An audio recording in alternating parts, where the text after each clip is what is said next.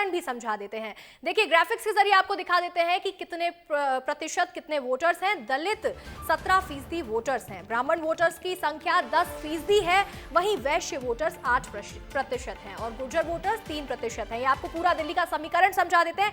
वहीं देखिए पूर्वांचली जो वोटर्स हैं 25% पूर्वांचली वोटर्स हैं, जो कि एक बहुत बड़ा ये संख्या है, बहुत बड़ी संख्या है। वहीं पहाड़ी वोटर्स 6%, पंजाबी 22% पंजाबी वोटर्स हैं और जाट 8% जाट वोटर्स हैं। ये पूरा दिल्ली का समीकरण आपको ग्राफिक्स के जरिए समझा दे रहा है। पूरा गणित समझ लीजिए कि कितने प्रतिशत वोटर्स हैं और वो कितना ज्यादा जरूरी है, कितना अहम यहाँ पर ये अपना किरदार निभाने वाले हैं, क्योंकि वोटिंग लगातार चल रही है। और ऐसे में देखिए दलित, ब्राह्मण, वैश्य और गुर्जर कितना फीसदी यहाँ पर अपना रोल निभाने वाले हैं। वहीं पूर्वांचली वोटर्स जो है वो सबसे ज्यादा है, 25% पूर्वांचली वोटर्स हैं, आपको लगातार समझा दे रहे हैं। अधिक जानकारी के साथ हमारे सहयोगी एक बार फिर से अमृत तिवारी जुड़े हुए हैं। अमृत का रुख कर लेते हैं। अमृत, आप देखिए कालकाजी विधानसभा के बाहर है, वहां पर क्या माहौल देखने को मिल रहा है, एक बारे में वो भी दिखाइएगा।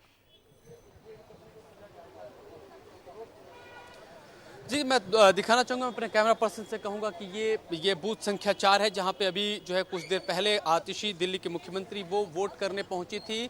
यहाँ पे थोड़ी सी भीड़ कम है, लेकिन लगातार लोगों के जो है आने जाने का सिलसिला जारी है।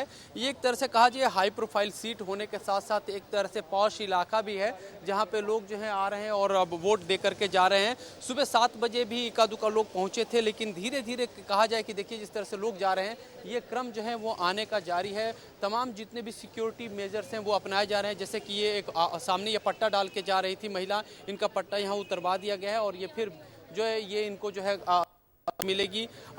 साथ ही साथ देख सकते हैं कि पूरी तरह से यहाँ पे निगरानी रखी गई है कि किस तरह से जो लोग मतदाता यहाँ पहुँच रहे हैं वो तमाम प्रोटोकॉल को फॉलो करें, उस प्रोटोकॉल के तहत आएँ, किसी भी पार्टी का सिंबल लेकर के न जाएं। जिनको जाना है वो आराम से अपनी जो भी एक सादी गतिविधि है उसके तहत जाएं और वोटर ID दिखाएं और जा करके जो है वो मतदान करें। तो यहाँ पे जो ये बूथ है, यहाँ पे साफ तौर पर देख सकते हैं कि जो सुरक्षा व्यवस्था है वो काफ़ी चाक चौबंद है। पूरे दिल्ली की अगर बात करते हैं तो 220 पैरामिलिट्री जो है कंपनियां यहाँ पे उतारी गई हैं पूरे चुनाव को संपन्न कराने के लिए। इसके अलावा लगभग 55,000 से ज़्यादा जो है वो दिल्ली पुलिस के जवान हैं और लगभग 19,000 जो है होम गार्ड्स के हैं, जो इस पूरे चुनाव प्रक्रिया की निगरानी कर रहे हैं। और अभी तक जो है चुनाव प्रक्रिया यहाँ पे पूरी दिल्ली की अगर बात बताऊँ तो शांति से चल रही है। अलग अलग जगहों की जो रिपोर्ट बता रहे हैं, बांदीपुरा में सिर्फ जो है शुरुआत में 15 मिनट के लिए चुनाव बाधित हुआ था, रुका था, लेकिन उसके बाद से जो है वो फिर से जो है वो चलना शुरू हो चुका था।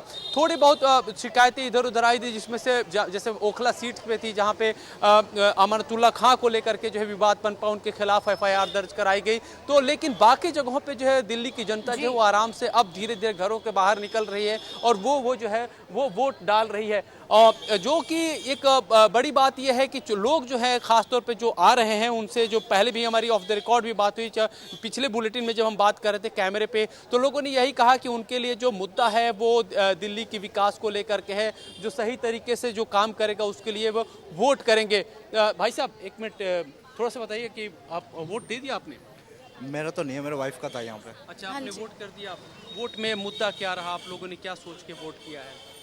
मैंने तो ये सोचा मोदी जी इतना अच्छा कर रहा है, बस यही है। और केजरीवाल साहब वो भी कर रहे हैं। लिए सर जो जीतेगा देखेंगे हम, उसके बाद की बात है। ठीक है, ठीक है, ठीक है। तो देख सकते हैं कि यहाँ पे जो लोग निकल रहे हैं वो, हालांकि बहुत सारी बातें इशारों में ही समझ ली जाती हैं कि क्या है मुद्दा, सिर्फ पूछिए कि मुद्दा क्या हो। और आप जानते हैं कि दिल्ली में अगर कोई कहेगा कि हमारे लिए जो है विकास मुद्दा है, हम चाहते हैं कि दिल्ली का विकास बढ़िया से हो, तो वो एक अलग आप सब उसकी पार्टी लाइन क्या हो सकती है, इससे आप अंदाजा लगा सकते हैं कि किस तरह से लोग जो है यहाँ से वोट करके निकल रहे हैं। और बहुत कह रहे हैं कि ये तो इशारों में ही समझ आ जाता है कि जनता क्या कह रही है या जनता का क्या इस बार मूड है। लेकिन देखिए लोकसभा चुनाव में हमने देखा था कि इंडिया ब्लॉक की जो 5 पार्टियां हैं वो अभी सब साथ में थी, एक साथ हमलावर हो रहे थे। वहीं अब दिल्ली चुनाव में सभी 70 सीटों पर आम आदमी पार्टी, कांग्रेस आमने सामने नजर आ रही है। बिल्कुल, देखिए जो इंडिया गठबंधन लोकसभा में भी था तो लगातार उस समय भी सवाल उठे थे कि क्या इनका एक साथ होना प्रासंगिक है या नहीं है। और इसकी बानगी जो है हमने देखा कि लोकसभा चुनाव के दौरान ही जिस तरह से उम्मीद थी कांग्रेस को कि उन्हें लाभ मिलेगा, खासतौर पे आम आदमी पार्टी के नजरिए से, वो उन्हें मिलता हुआ नहीं दिखाई दिया, क्योंकि लोकसभा चुनाव के दौरान ही आम आदमी पार्टी पंजाब में जो है वो कांग्रेस के साथ गठबंधन में थी, क्योंकि पंजाब में उनका वोट बेस बहुत ज्यादा बन चुका है। और वही चीज देखा गया जब हरियाणा विधानसभा चुनाव हो रही थे तो वहां भी आम आदमी पार्टी और कांग्रेस के बीच गठबंधन नहीं हो पाया।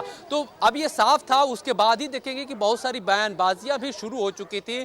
खासतौर पे दिल्ली के जो कांग्रेस इकाई थी वो इस बात से नाराज थी कि आम आदमी पार्टी को जो सहयोग उनकी तरफ से दिया जाता रहा है वो उन्हें जो है बदले में नहीं मिल पा रहा है, और लगातार इसकी शिकायत राहुल गांधी से भी की जाती थी। जब आपको याद होगा शुरू में जैसे ही चुनाव जब शुरुआत पे आया था तब कांग्रेस की तरफ से बड़ा ही हार्श अटैक हुआ था, और उस समय अजय माकन ने बहुत ही जो है एक सख्त लहजे में अरविंद केजरीवाल और उनकी पूरी कैबिनेट को कटघरे में खड़ा किया था, भ्रष्टाचारी बताया था। तब अरविंद केजरीवाल ने बड़ा ही गंभीर आरोप लगाया था, लेकिन बाद में जैसे ही देखा गया कि अरविंद केजरीवाल लगातार अटैकिंग होते जा रहे हैं, राहुल गांधी जो है सीलमपुर से अपनी चुनावी जनसभा को संबोधित करते हैं और यहां से निशाने लेना शुरू कर देते हैं, और यहीं से कांग्रेस की थोड़ी सी तकदीर बदलती हुई दिखाई देती है। और लोगों में यह माना जाता है कि जिस ढंग से कांग्रेस हमलावर हो रही है वो अपना जो खोया हुआ जनाधार है जिसके ऊपर अरविंद केजरीवाल की पार्टी आज काबिज है, उसमें से थोड़ी बहुत सेध जरूर लगा सकती है।